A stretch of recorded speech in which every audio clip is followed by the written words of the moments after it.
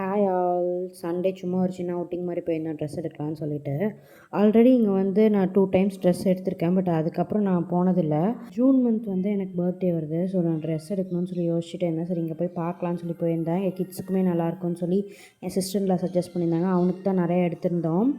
எப்போ நான் ட்ரெஸ் எடுக்க போனாலும் ஃபஸ்ட்டு ஒரு ட்ரெஸ்ஸு பார்த்தோன்னே எனக்கு பிடிச்சிரும். ஆனால் அந்த ட்ரெஸ் எனக்கு பத்தவே பத்தாது, டைட்டாக இருக்கும். அதே ட்ரெஸ்ஸு அடுத்த சைஸில் கண்டிப்பாக இருக்காது.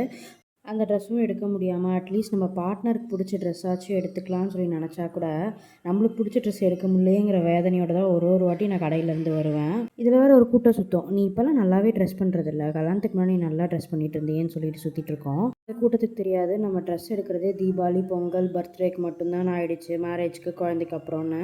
நான் டிசைட் பண்ணிக்கிட்டேன், நான் ட்ரெஸ் அப் பண்ணுறது கூட எனக்காக தான் இருக்கணும், மற்றவங்க சொல்கிறதுக்காக இருக்கக்கூடாதுன்னு சொல்லிட்டு.